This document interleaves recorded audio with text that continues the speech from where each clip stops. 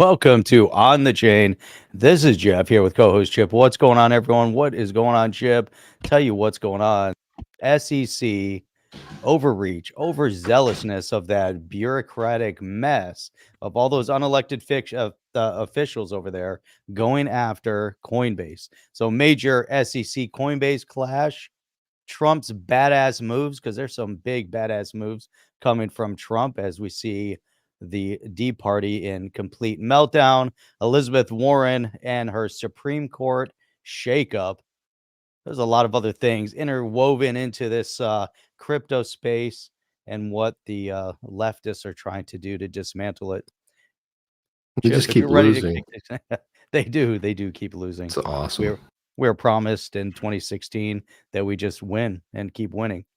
And we had a Winning. little bit, we were winning. Then we had a hiatus. We're going back to winning. Welcome to On the Chain. Welcome, everybody, to On the Chain. Go ahead and drop where you're from. Jeff, it might be the best winning week ever in a long time. We had the overturn of Chevron, which is going to just basically neuter all these three-letter agencies, all these rules that they made up. You know, like when you see the SEC comes out with a new rule, that's over. You can't make rules. You got to go back to the law. It's not in the law. It doesn't exist. Because there was a new rulemaking like last week. The SEC announced, we have a new rule. Sorry. And there's literally 30, 40, three-letter, four-letter agencies. They're all been neutered. None of that stuff matters. They're not going to be able to make rules. They're not going to be able to interpret how they think what's in the law. Those days are over. And then, of course, we had the presidential immunity, which stood up for official president acts. But if it was presidential acts that were outside of the standard duty, you know, those are all fair game, right? It's just been amazing. Then we had that beautiful performance by Biden, but they said it was a one-off. It was a bad time. Jeff, he was suffering from a cold, from jet lag. Hit the sneeze button in time. He was suffering from jet lag, and they were quizzing him on this. They're quizzing him on the jet lag. It was like, well, you traveled like a week ago, like jet lag. You never said anything about jet lag. I think it's hilarious. Let's jump into the first story. We got John Deaton on queue here. John Deaton says, so let's talk about this story here. So Brian Foster puts this one up. He says, we're excited to share Coinbase's latest partner, the U.S. DOJ, Department of Justice. Department of Justice, USMs, which is responsible for asset forfeiture, selected Coinbase Prime to provide custody and advanced training services for the agency's Class 1, that's the large cap digital assets, which it manages centrally in support of federal law enforcement. Coinbase, proud of its history of supporting law enforcement agencies dating back to the founding of our law enforcement program in 2014. Today, we work with every major U.S. federal, state, and local law enforcement agency, as well as international agencies on every continent. Growing the crypto economy means promoting safe and efficient markets, and these partnerships are critical. And then John Deaton says this. What's that? They are. Yes. Oh, they are. I gotcha. So Deaton says, look at how insane our politics have become. Because of Elizabeth Warren and Gary Gensler's war in crypto, the SEC alleged that Coinbase operates an illegal business. Then the SEC alleged that only 2 years after the SEC accelerated Coinbase's IPO because it was in the best public interest, while the SEC claims that Coinbase is operating an illegal business model, other parts of the government, including the Department of Justice, utilize Coinbase's business model. Gensler and Senator Warren represent everything wrong with partisan politics, and I believe the people of Massachusetts have had enough. Not only that, John, crazy. Everyone's had enough. Even if you don't live in the U.S., we've had enough. Yes, 340 million people in this country have had enough. Everybody else, whatever the population center of the world is, what is it, 7 billion, 6 billion? You know that number. I think it's you seven know and that thing. 7.5 billion. What's up, Mick? Everybody is fed up across the board. Everybody got to hang out with Mick. That was awesome. Very cool. It was awesome. That was awesome. You remember? Well, you know, here's the issue with the SEC and how irrational they are. The other agencies, these unelected bureaucrats, the whole notion of those that are currently in power one way or the other. There's just no rhyme or reason for what they do. And None. for the SEC to say, yeah, we've gone through with a fine tooth comb, gone through everything within the Coinbase business model. They approve it, allow the IPO, they become publicly traded company. And then now these years later, here comes the SEC saying, no, you know what? Your whole business model is illegal. Like, what sense does this make? And now you have to then question them. Well, if you think it's illegal today, what has changed over Gary Gensler's past couple years of it's all clear. Just come in and register. The law is clear. So if the law was clear now, and it was clear a year ago and 2 years and 3 years ago when all this started, 4 years ago, the mess. Now all of a sudden here's Gary Gensler and his SEC coming after them as an illegal business. It just makes zero sense whatsoever. That's why everybody missed how important and crucial it was. The Chevron deference turned over 40 years of three-letter agencies making up rules as they go. The law states this, but you know what? We're going to make a rule based on this and blah, blah. So all that stuff that they do, if it's not in the law, it no longer exists. And I still don't think people understand the repercussions, like how it's going to come down and crash on everyone's head. The problem is like every government gets bloated, right? You saw what happened with Milei, right? He went in Argentina. First thing he did, like out of 12 government agencies, he shit canned 8 of them. Boom, you're done. Gone. He started crushing regulation. He started getting rid of things that were just bloated. And within 6 months, not even, there was already a surplus. Mm-hmm. Arguably outside of Turkey, one of the largest, Jeff just abandoned the ship here. He just jumped ship. One of the largest, probably inflationary currencies, 200+% in the currency. You think about how insane that is. And here comes a guy, and they don't like people like this. First of all, they don't like Bukele's, the Malays of the world. I think it was just today that Geert Wilders got sworn in the Netherlands. So you got now the Netherlands. They try to crush the farmers, and the farmers said, "Go screw yourself. Go pound sand. You can't have fertilizer for your lands. Oh no, you can't do this. Oh no, we're going to strip your lands." And you know what? Two groups of people I know you don't mess with. You don't mess with truckers. We saw what happened in Canada. You don't mess with farmers, right? Because they grow the food. And guess what? They fought back. And now you have France about to right itself. You got Le Pen, who's putting together a government. Then you got the two opposing parties that are trying to band together to try to, and all of a sudden they're coming out on immigration. They're trying to, this is what they do. They run to the center. They run to the right when they try to appease people. And then as soon as they win, it goes right back. Right back again. It's crazy. The world is waking up. The world is waking up across. At the end of the day, the one thing that people want is freedom. They don't want people coming in from outside of their country as an invading force to have their own government strip away rights of the citizenry and give it to all these illegal invaders. And that's what's been happening all throughout Europe. That's what's been happening here in the US now for the past 3 years. The whole world is turned on its head. And, why does the political aspect become interwoven with this whole blockchain digital asset space? Because at the end of the day, cryptocurrency and blockchain and all of that is all about cutting out all the fat in the middle. It's all about handing over the power back into the hands of the people, because there's a lot of intermediaries. It's a lot of money moving hands that allow for power to be in this kind of a position that displaces the will of the people. And so now you're starting to see, where that could obviously represent a direct threat to those that will try to maintain their power and continue leveraging it against the people. So we have to look at the full utility and power of this decentralized environment. And it's going to go beyond finance. It's going to go into politics, because we can take out all of the fat intermediaries that corrupt our election systems and our election cycles. And we want to hold everybody to accountability. And we want to make sure that the United States remains a beacon onto the free world, because that's what we have to do. That's what we have to be. That's what we have been for the past 200 plus years. And it's critical. This is a critical moment in our history.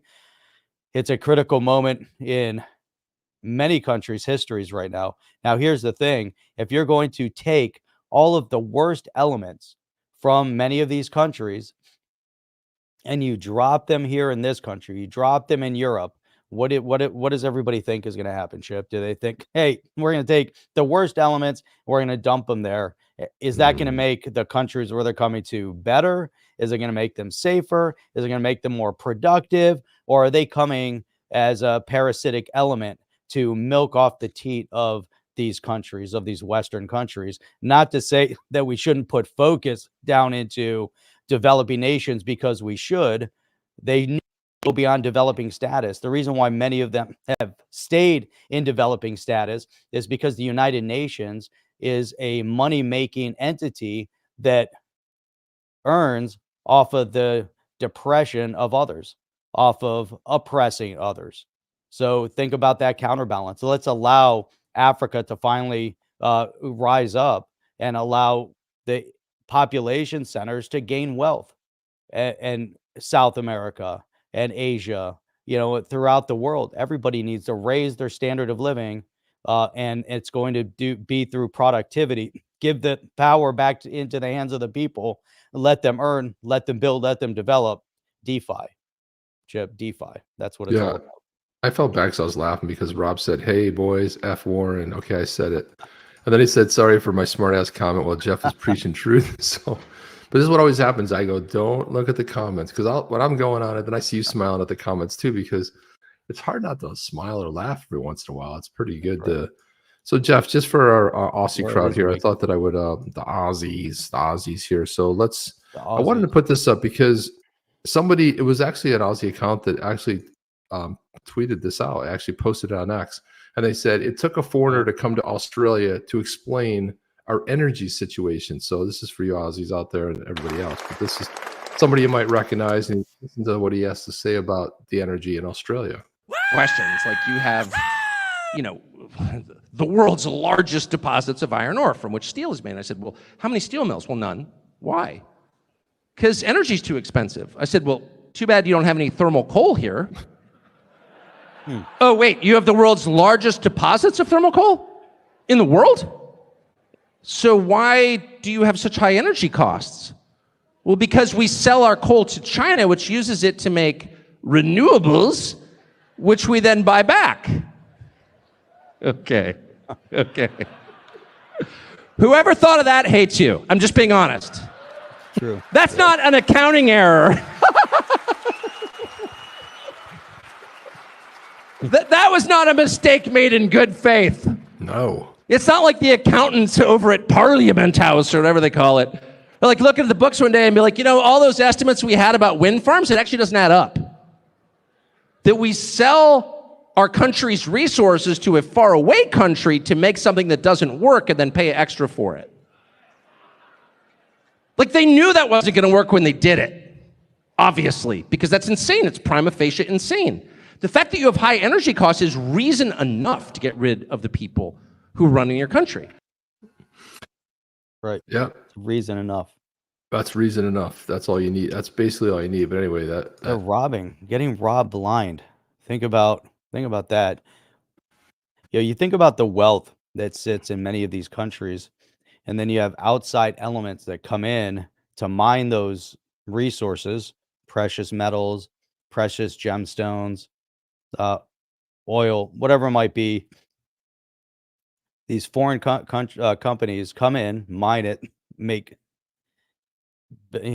hundreds of millions, if not billions of dollars, while the local population, they get jobs, but it doesn't help enrich the country.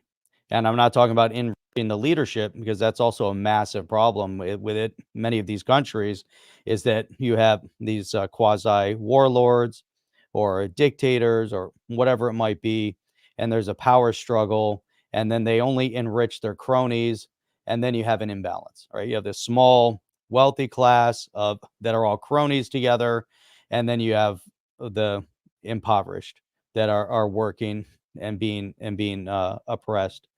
Then we need to see that change. That changes when you again empower people. And one of the things he's saying is how do you go and make bad deals like that? How do you have the resources to be independent and yet Horrible. and you have high energy costs? You can't tap into your own resources because you're buying back energy from energy you sold, but you're buying it back at a premium and you're selling not at a premium. Renewables, though, Jeff, buying it back as renewable. All this It's clever language is insanity. all bullshit. It is all bullshit because it is clever language and they spin the narrative. I was watching on Twitter, there was I think it was talking about the rising sea levels, and they used Dubai and the UAE. I forget which region I forget which one they were looking at. Oh, it was Dubai. And they were saying, look at how the sea levels have risen and it's encroached on the shoreline from 1985 through pretty much current. And all you see is development along the coastline, not just development along the coastline since 1985, but you see they have the palm neighborhoods. They built the palm tree and they built all these different things out into the ocean. They built islands in the ocean. None of them are flooded. No issues. No rising sea levels. Politicians and elitists, quote unquote, are buying beachfront properties at record paces. Why would they spend all that money on waterfront properties if they believe that the sea level is rising and it was going to wipe out all their properties and it was going to happen next year Because or 5 years from now, or whatever it is? It's so Jeff, insane. And then you're going to say these are the ones that are controlling the crypto, right? And they're going to control whether or not you have any access to these amazing technologies. It's crazy. I feel like a broken Jeff, record. We have to keep talking about this. We have to keep talking about it because it's insane. You know what that is, Jeff? Hammer it home. At See, first, I thought it was a tortous. But now I realize it's not. It looks like the guy was. Well, it says 1620 on it, right? It's Plymouth Rock. Yeah. Oh, that is Plymouth Rock. It's been there since 1620. That was my next guess. The oceans didn't rise. There's nothing going on with there. It's just been there for hundreds of years. But we're gonna be underwater in 10, right? Everything's going to hell in 10 years over here. So it's just, look, you gotta and then in the 70s we were gonna go through another ice age. We're gonna run out of gasoline, and we're gonna run out of. We're not gonna be able to heat houses. All these people, and this is the science people, Jeff. You're supposed to. Right, they're insane. They know better. They're so much smarter than all of you put together. This is the problem right here. Right, forget about the fake stuff they're making up. The real stuff is pollution. All the plastic bottles and the garbage that's floating out in the ocean. That's a major issue. If you want to see air pollution, how about pollution coming out of India and China? The massive amounts of pollution coming out of those two countries. Is anyone worried about that? Air pollution and water pollution. When I was in Chennai and they brought us to the Indian Ocean to watch the sunrise at 4:00 in the morning, and we get down there and I was told, don't touch the water because it's polluted. You have an issue, all right? Because they're dumping all the hazardous chemicals into the river and it's flowing out into the ocean. The ocean is coming downstream a little bit, yet the people that are local there were out there fishing. I said, what about those guys? They're fishing. They're in the water. Like, yeah, but don't touch the water. That to me is kind of eye-opening, but it's all about clean air, clean water. But the fictitious stuff, it's the power. It's crazy. It's crazy about the thing about the plastics too, Chip. Well, there's a whole chasing the squirrel thing where there was an article about how it's in people's bodies now, all these microplastics. That's the other problem. You're basically screwed. I mean, there's so much nastiness going around, Jeff. Who was the guy who was there was a polluted river and he said he was the new I don't know, new politician. He goes, there's nothing wrong with that river. Let me show you. And he took a big glass and drank and almost died, got sick. You're talking about Obama when he went to No. I remember seeing some video on this whole thing, but anyway, let's jump into something else here. Let's go into this. Banks issue loans and the insurance companies give them policies on those oceanfront homes. There you go. Yeah, but they're going to live there. They don't want to move. That's where it's so crazy. It's ridiculous. So Fred Rispoli, who's an attorney who we follow, one of the guys to follow over there on X, he says, here's an update on the consensus versus the SEC. And the too long didn't read. Things are not as they seem. So the Texas case has been going on while the SEC sues consensus in New York. And remember, the Texas one is where the consensus is suing the SEC. So after the pleadings in the Texas case, the SEC was seeking to delay the Texas case. Consensus essentially agreed to the delay. So the delay is so long that the trial court will not make any substantive decision until well into Q1 and probably Q2 of 25. And although consensus claims it's permitted to conduct targeted discovery against the SEC told the court it did not agree to that. So the court did not address this basic discovery dispute in its scheduling order. That means that the consensus, like Coinbase and Kraken before, it can look forward to the SEC's litigation tactics that the XRP community is all too familiar with, otherwise known as the Ripple treatment. That's right. That's One what's by in store one. for them, right? And they were the ones who were like, oh, this is just a singular incident. This doesn't have anything to do with us, Jeff. It's just a one-off. And then all of a sudden, when they started realizing and waking up, like, wait a minute, if this doesn't go our way, this means all of crypto. This means that everything could be a digital asset. Could be. Remember, they're calling it digital asset securities, and the very first Ripple VSEC thing. It's ridiculous, Jeff. These people are out of their minds. Jeff, this one here. Read this one here from Warren Davidson. Yeah. What you got to get some comments on this. This is interesting commentary. Where'd it go? How do I read it? If you take it away. There it is. Okay. You hit it. I didn't know which commentary. Oh, your commentary. Okay. But no, so permissionless peer-to-peer transactions are essential to defending freedom. This is one of the things that we're kind of talking about, right? When we look at DeFi, right? It's permissionless, peer-to-peer. Now, think about your individual freedoms. Think about the corruptive nature of the large government. But here, America cannot compel account-based access to the financial system. To do so certainly facilitates surveillance, but it would also effectively ban private property. So they want to try to end. Yeah, it's crazy. It really is. What are your thoughts on this? Yeah, I mean, I think this. The thing about Warren Davidson, he's been an advocate for, he wrote the first token taxonomy back in 2017. So he's all in. He's been on the program twice. It's amazing to see that he first of all, you follow him on X and everything he puts out is gold. I end up reposting most of his stuff because it's really spot on. He understands what freedom means. He understands what the Constitution is. And he also understands that if you are going to be able to restrict access, if you're going to compel somebody, this is the financial system you have to use. Well, where's the freedom in that? And what he's basically saying is that, something like a Bitcoin, which is permissionless, peer-to-peer, right? There's no intermediary and everybody's free to transact versus this whole what creates the whole surveillance state, which is okay. Well, now if you're going to put your money here, you're now inviting the fact that private property. I can't hold my own private keys because they don't want that. This is another thing Elizabeth Warren is against, and then Gary Gensler is the world. They don't want you, but you could basically have gold bars sitting in a safe in your house, and that's okay. But anything digital, you can't keep. They don't want you keeping your keys. They wanted. He talks about facilitate surveillance. That's the nice way to put it, Jeff.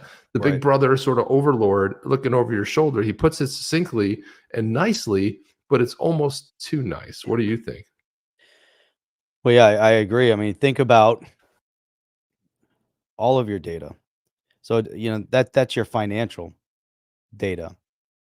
Good so point. Now imagine we already had the Patriot Act, allowed them to surveil. Imagine now they can look into your Gmail accounts or your Google Docs or your Box account, whatever it is, access to everything. Now you have zero right to privacy. They can look into your checking accounts, your credit card accounts. So what's going to limit them, even if we just focus on the financial aspect, what would limit them from accessing your credit cards and your bank statements without a court order in that case, right? If they're going to force you down one path, begins, like you said, banning private property. It is the beginning, because at the end of the day, that's what they want, right? Marxism, communism, they want to remove access of private ownership. They don't like that notion. Just, you hear it every single, all these people marching, all this chaos that you see in the streets that we've seen now for, we saw it during the 2020 summer before the election, as cities were burning, all the crazies.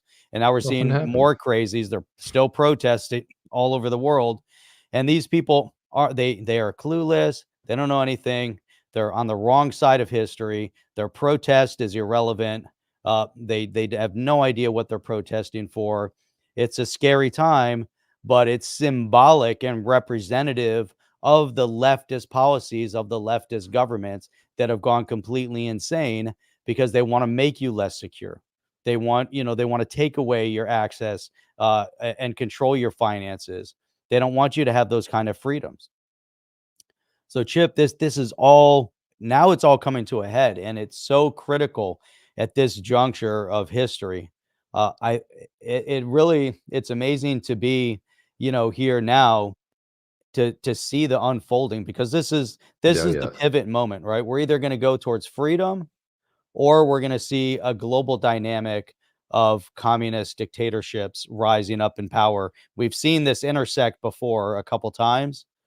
Freedom always wins out. I believe that the majority wants freedoms. I think, like you mentioned earlier, the French want that freedom. They're sick and tired of the invading forces in their backyard. Hopefully the UK follows suit. Hopefully Germany follows suit. Hopefully, all these other countries, the Netherlands, follow suit. They have to stand up for their own population centers. Other countries are already turning to implode, like Ireland and others, where they're allowing the invading forces to penetrate into their smaller communities to make them less safe and idyllic. And so we're at a juncture where people have to rise up and say enough is enough. It starts with you. It starts with each and every one of us right here on your ledger. This is the beginning of it. If you can't control your own financials, you can't have your money where you want it. You can't invest what you want to invest in. Then what, Chip? And that's what Warren Davidson says it in a tweet. We could spend, hours talking about it. And that's kind of what we've been taught, right from the beginning, so we're like, they're almost 30 minutes in what Warren Davidson put into like a little snippet.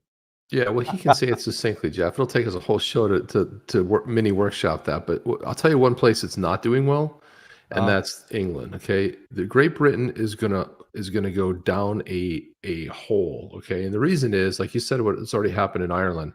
The reason is because they have so-called conservatives. Now, by our standard, they're leftists. Okay, they might be center, but guys like Rishi is a complete douchebag, right? A complete soy boy loser. This is their right. Okay, their right is absolutely just laughable. I mean, it's the Democrat Party over here. So their leftists are going to take control. They're going to lose out to the left, and that country is going to suffer worse than what we've suffered the last 3.5 years. It's going to go down deep. Then you'll see an outcry. If they're going to be behind everybody else 3-4 years down the road, then you got, so what they're basically doing is tearing down the Tories to build up another party. It'll be Nigel Farage that will rise. He'll be the Marie Le Pen of Great Britain, and he will rise, and then you will see them. But it's going to take another cycle, because you got to pull what they call the right. The Tories have always been a joke. The only time they've ever had any sort of real leadership was Margaret Thatcher. That was about it. And they hate her? You want to talk about someone they hated? You think they hate Donald Trump? Holy cow. Everybody hated her, and she righted the country, man. She saved the country. The country was in deep down depression, and nobody wants to give her credit. But she stood up. They called her, she called her the Iron Lady for a reason, man. She didn't give a shit. I mean, you look at throughout history, you want to see a powerful woman leader. Her Thatcher kicked some ass, man. And one of her famous quotes that I love is that, what's the one about the socialism? Eventually you run out of other people's money to take. That's it. You can only take so much. And that's what Jim D was saying. So Jim D put this in too. They really That do is a good want, one. they really do not want communism. It's just a methodology to instigate, what is that? Mayhem and Mayhem and nihilism. nihilism, yeah. Mayhem and nihilism, so they can reduce the population to a controllable number. It's all about installing neo-feudalism. They want to control That's you. And exactly it. Neo-feudalism nails it pretty I hardcore. think that's what it is right there. It Go back spot to being on. serfs. And now I heard that they're going after, where was it, in New Zealand? They want to go at, they're talking about bird flu with cows. They're trying to They're trying burn hard again. We're all not the gonna fall chickens for it. here. They're trying to reduce the food supply. There's an election coming up though, Jeff, too. There's an election. So they're trying to, everybody has to get the vaccine. And then, I mean, there's still people out there getting boosters. It's like if you didn't have to get a polio booster, why would you get a booster it's ineffective, doesn't work, doesn't stop the spread? You're just infecting your body with garbage. Why would you do that? Look at that, Chip. Look at that. International finger, Nice. man. Here, Crushing it. international. There's a guy named International Julian that I false constantly go back and progress story. he's from the Great Britain. He's always Negative messing with progress. me on X, so I'm constantly going back and forth with him. But I like to follow politics a little bit over there, but I have to, man, because Germany's another one. Germany just outlawed guns for the right. They're like, if you're on the right, you can't own a gun. So I mean, this is what it is. And they're always, and this is like out of the Marxist handbook. It's like accuse the other side for what you're doing. And the people going insane on X. They're losing their shit. Look at this, Jeff. This is when Pocahontas has lost it. Pocahontas, otherwise known as Elizabeth Warren, who masqueraded as an American Indian and was found out. She's like 1,000th or 1 millionth. Yeah, nothing. The Supreme Court is undermining the foundations of our democracy. Congress must restore balance by adding more justices to the court. We don't have enough leftists on the court. We'll just install 3 more to swing the power our way. I mean, this is where we're at, Jeff, right? That's right. This is like insanity. Here's a guy that I saw this video on X, and he explains the difference between, he does a pretty good job of it. He explains the difference between a democracy, because the problem with these leftists is they want mob rule, and it doesn't protect the minority. It's mob rule. It's whatever we say, whatever we want gets shoved down your throat. We're going to censor you. We're going to restrict you. We're going to control you. That's democracy, and we'll install ourselves every time, right? Correct. We are versus a constitutional republic. Yeah, oh, there you go. Oh, you got him on. There we go. We are a constitutional republic. Let me break down the difference, okay? In a democracy, the will of the majority would override or take away the rights and privileges of the minority.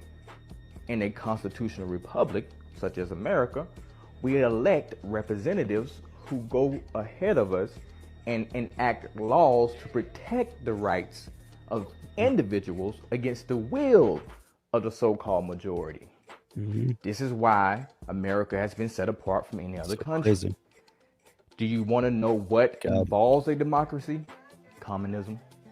See, this is a word that's tossed around because these people want to get rid of capitalism and go into socialism and ultimately become communism.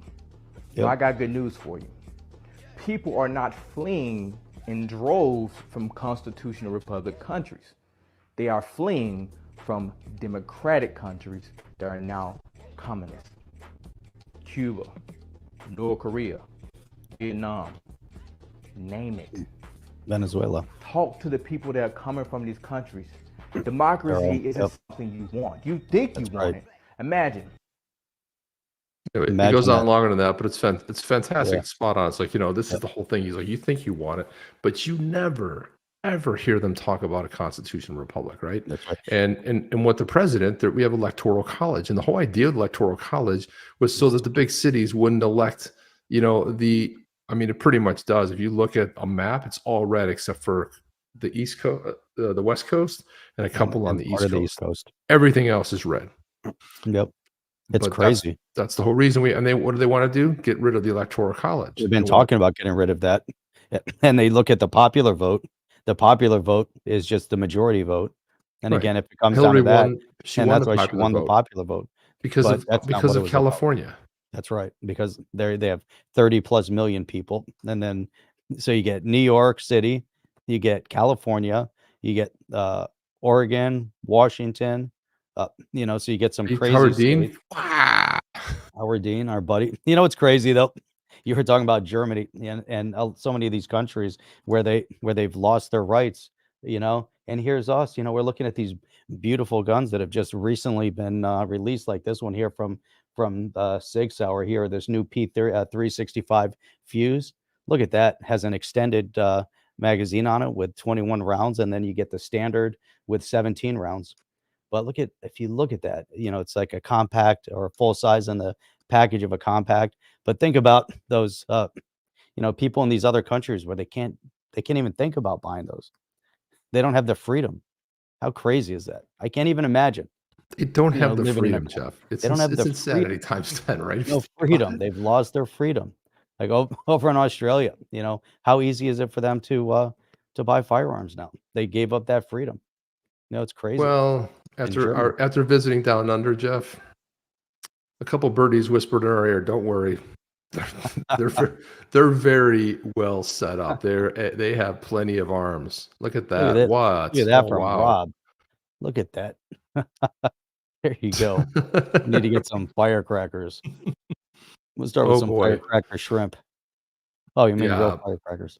It's the 4th of July. I love that, Rob. I love that, Rob. That's awesome. And Rob, we had such a fun time hanging out in Australia together. My God, that was such a amazing memory. Such a great time to hang out. I'm so glad you and Bin Chicken showed up. That was awesome.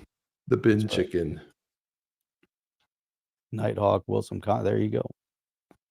There you got Biden can't even function properly. It's such a joke at this point, that you can't even laugh at the joke. But you're looking at how they've surrounded him for the past 3.5 years, and now all of a sudden some of them are coming out and they're shocked at his behavior. But he can read off a teleprompter. He's been reading off the teleprompter, but you've seen since 2019 he's had lapses of mental state. He was really strong, then there were lapses, and you could see that back in 19 and early 20 he was recognizing his own symptoms. So you could tell when he wouldn't think about stuff like that one. He's like, "Oh, that thing." Yeah, he couldn't remember it. He lost focus. He lost concentration. Then he was, strong again. But now you have someone that can only function for 4 hours a day between who knows, even at 10 a.m. because it's called sundowners, Jeff. And right, it's sundowners, but he's actually going 10, so it's like 6 hours, 10 to 4. He's running 6 hours a day, and that's it. Yeah, well, he came out and did a 4-minute read off a teleprompter. They walked out. It's really telling what the press has been saying, like, "Hey, are you still up for the job? Are you still fit?" And now it's coming around like the only ones that can take him out would be the cabinet itself. Like, they have to give him a cognitive test, and they would be the ones to be responsible for taking him out. But Jeff, I got this one for you because it's kind of the theme of the show. Joe, you did such a great job. You answered every question. You knew all the facts. You knew all the answers. All the answers. Look how happy he is. And then we're going to Washington, D.C. to take back the White House. Did that, Jeff? That's fantastic, isn't it? That was awesome. You got to play that one again. Joe, you knew all the answers. Look at him. I did? Do I get ice cream? And then we're going to Washington, D.C. to take back the White House.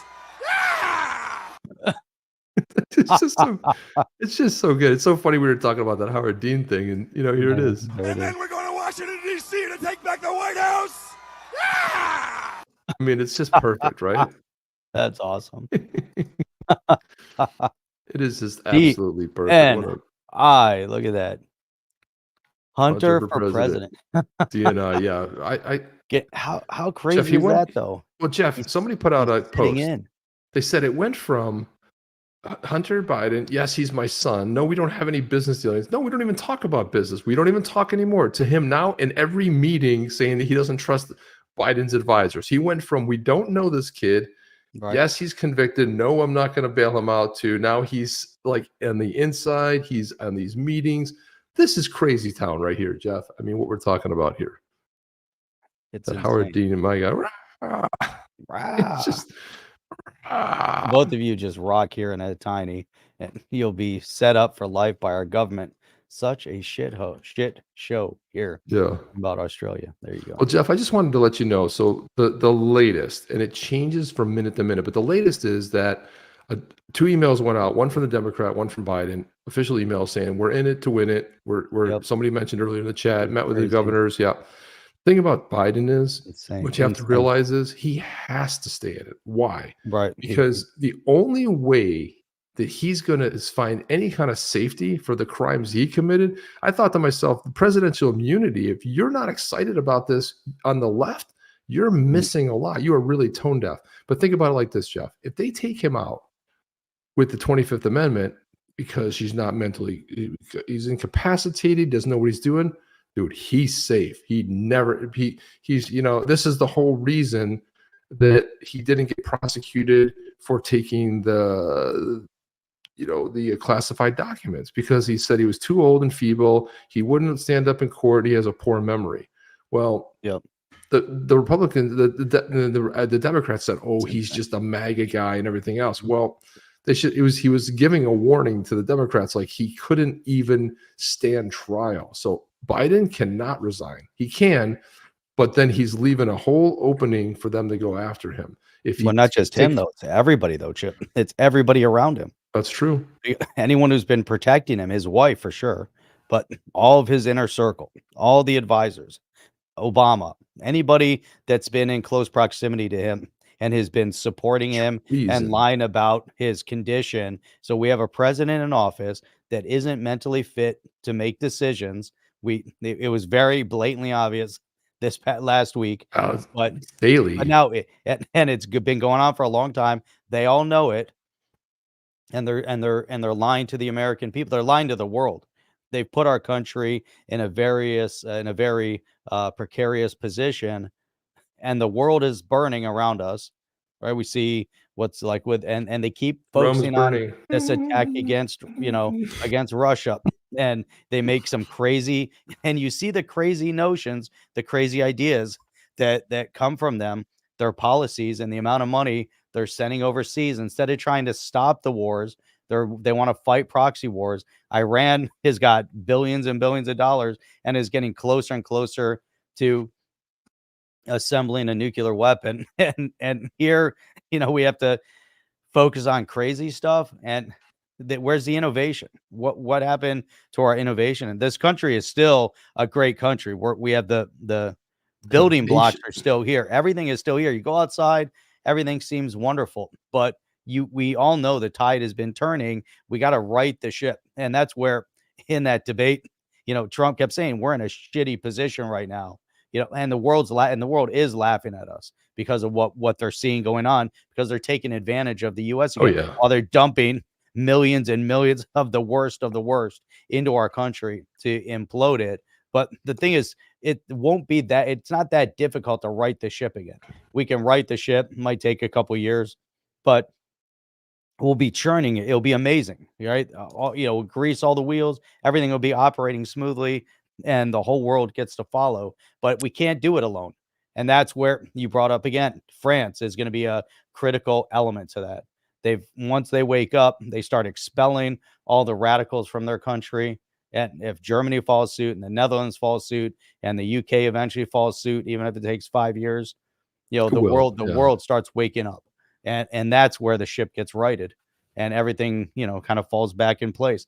Thing is, we can't stop at the White House. It has to go to the state level, because the governors are responsible. And think about that. We have the governor of Michigan, the governor in New York. Got these crazy governors. Governor of California, Pritzker in Illinois. I mean, they're nuts, right? Gavin Newsom, and he's the worst. Mark Smith, and thank you for that support, and also big shout out to Rob, with that giant support. And it's too late to come that up right with there. that. Bam. Jeff, I wanted to put this up. This is something what we kind of teased a little bit in the beginning of the show. Before we get to that, though. Just so you guys know, let's just preface this. This is who's on deck to become president.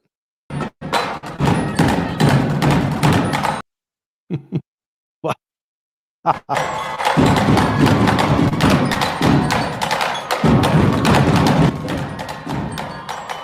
is it right here. Cackling, dancing. This is, I mean, and there's so much of this stuff.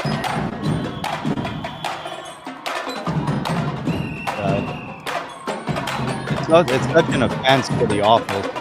Haven't you be dancing with the kids? And they I don't have any and- issue with that, but No, I mean, but the whole thing is just, it's like, it's Jesus. nonstop, like ridiculousness. But anyway, this is, you'll see this next one. Yeah, Witless. Witless, That's a good way to call her. She in destroyed it. Michigan, she destroyed Michigan. And you saw they just passed a new law there that's going to basically say that they can't audit the election. Because They they can't- stole the election, and I know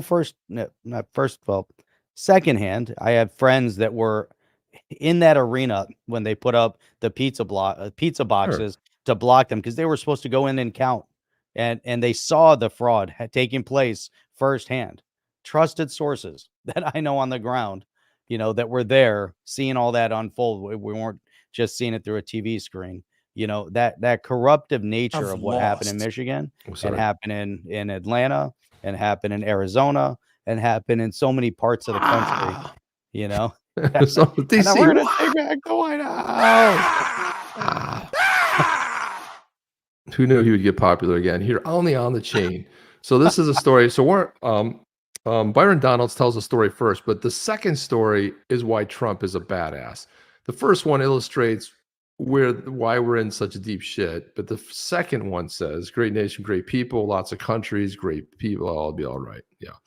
And the second story illustrates why Trump is the best badass that's ever lived. Here we go. 7 United States embassies under his presidency. Yes. What does that mean?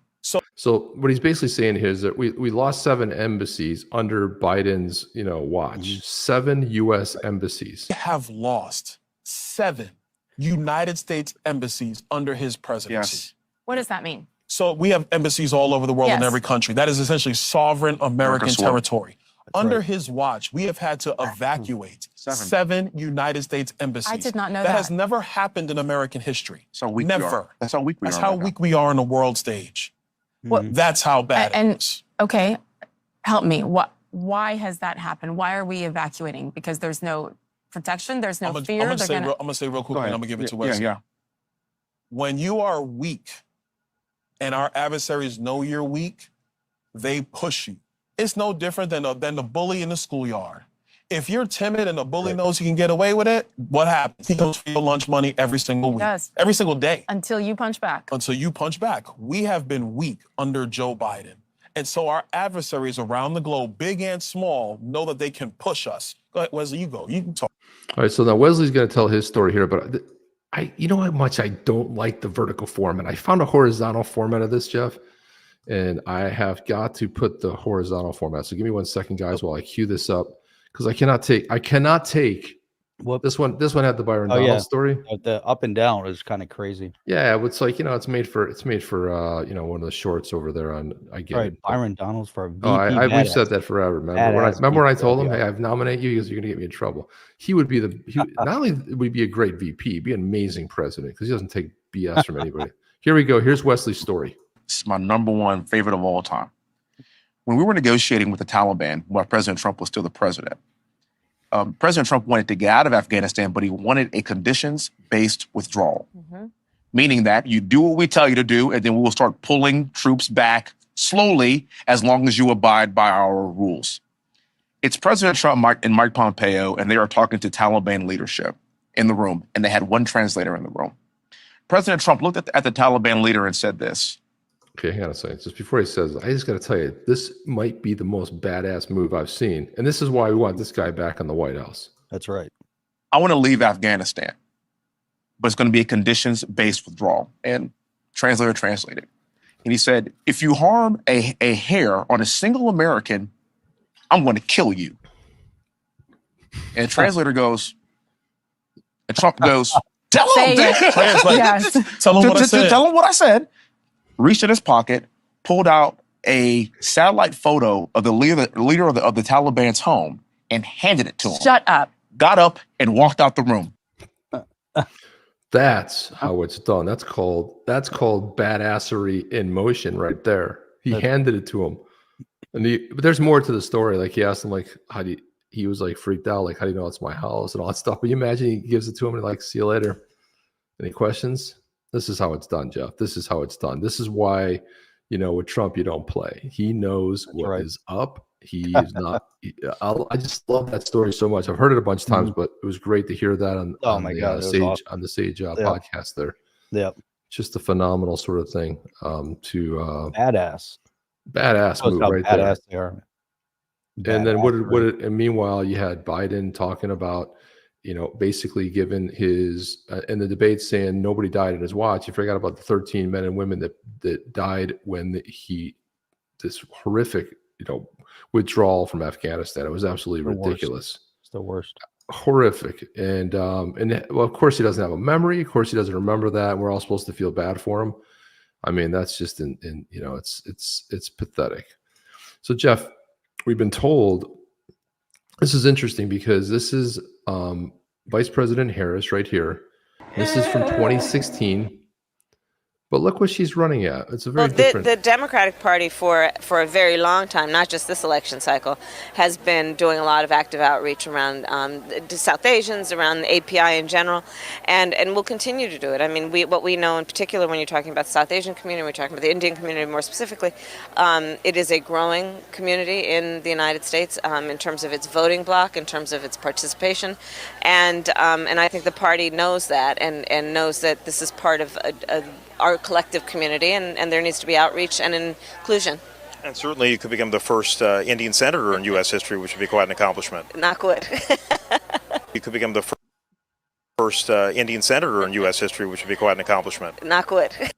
You hear that, Jeff? The first Indian senator. Oh, weird. So, because I think her mom was parents for the West Indies. But again, the whole idea of this, like, now we're told that, oh no, she's a woman. Now she's just a woman of color, and then now she's the first black. This is like how this whole thing, who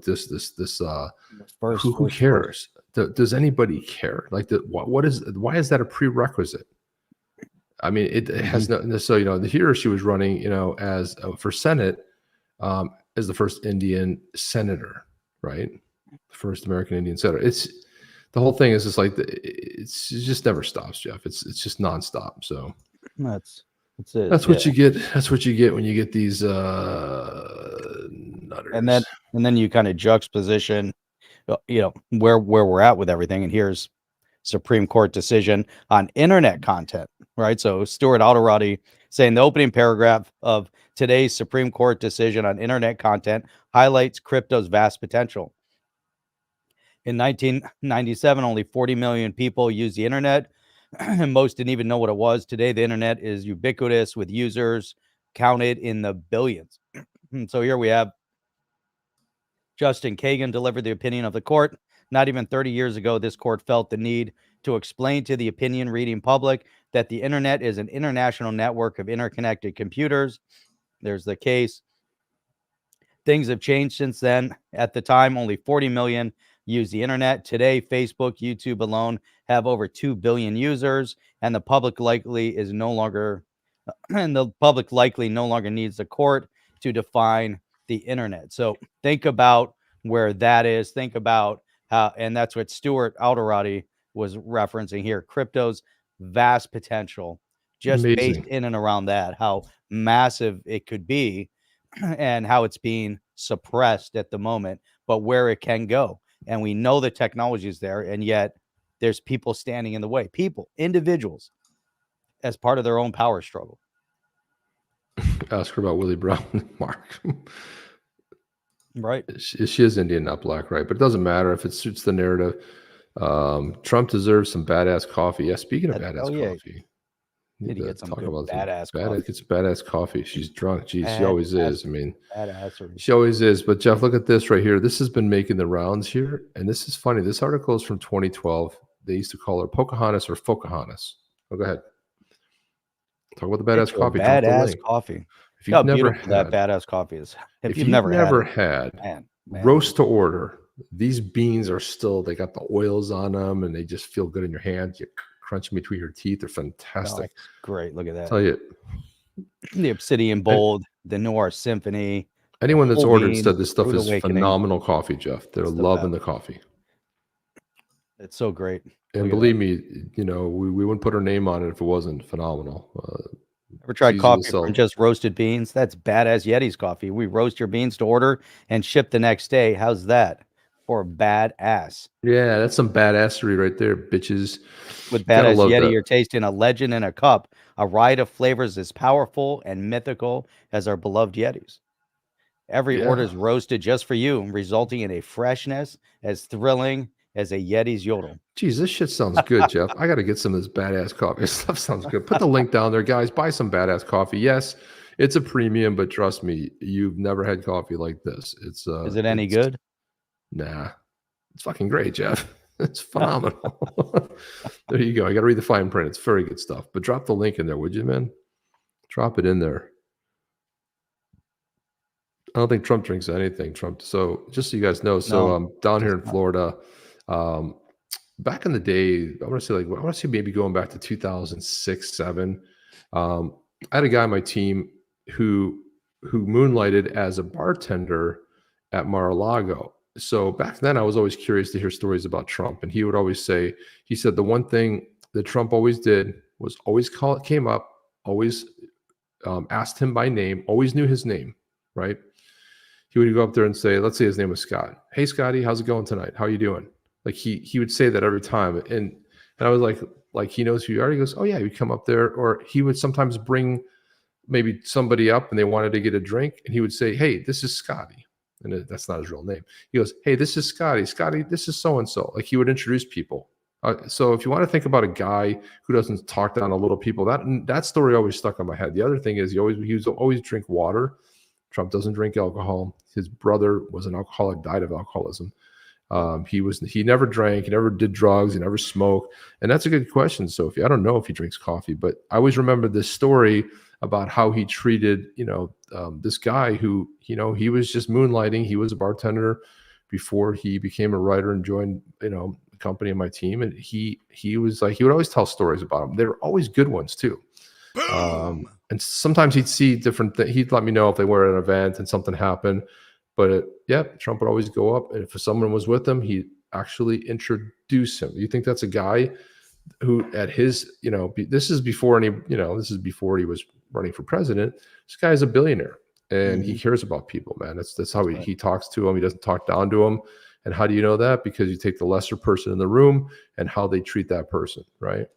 I worked at companies where, the cleaning staff would come in, they get treated like they were like not even human. And I would always be like, I remember the CEO questioning one time, he goes, why do you always talk to the guys who come in and clean? I go, because they're cool guys.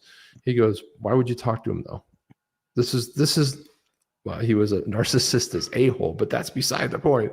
But but people would question me, like, how do you know these guys? They come in, I'd chat with them a little bit. It didn't stop them from doing their job. But I just don't understand the mentality that you think somebody is lesser than you because they're doing a different job. That's the first, that's how you can always root out the biggest asshole in the room. Always. Look at this, Jeff. This was making the rounds here.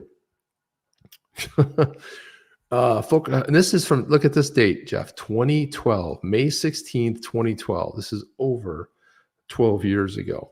Pocahontas plot thickens. Fordham Law Review called Elizabeth Warren Harvard's law's first woman of color.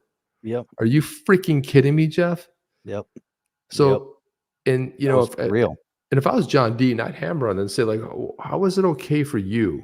Mm-hmm. And how much you could disrespect the people of the Commonwealth of Massachusetts, that you would think so little of them, that you pretended to be a minority to advance your career. And then when people called you on it and you got the DNA test, man, you could throw a dart in the middle of a crowd in New York City and hit somebody that was more Native American than you. That's pathetic. And yet, if it had been Republican, they would have been pressured to quit. I mean, you could be a New Jersey senator and you can get in trouble, and then you can get your hand slapped, and then you could be, putting gold bars in your, like Menendez did. But this is just insane to me that they called her the first woman of color back in 2012. But it's crazy. How is she a woman of color when she would have been a Native American, right? That I honestly why couldn't they reflect that?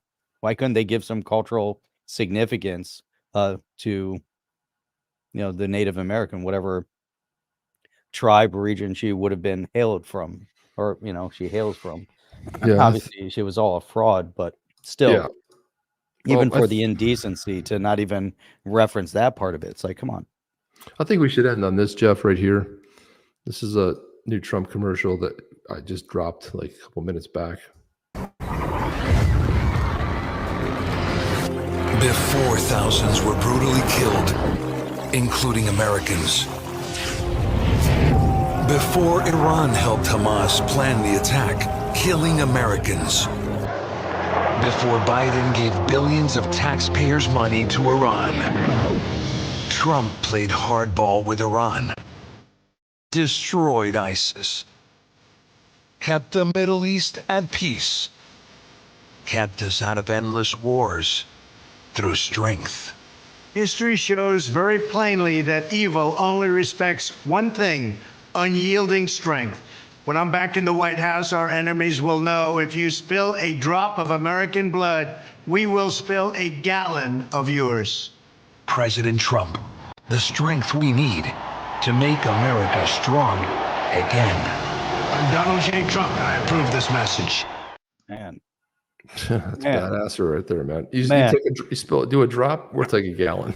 and that's exactly how it needs to be when you're dealing with these crazies. And Peace through unfortunately, strength. That's what Reagan peace said. through strength. And unfortunately, the crazies that are in leadership right now that will allow for endless wars have nothing to do with strength.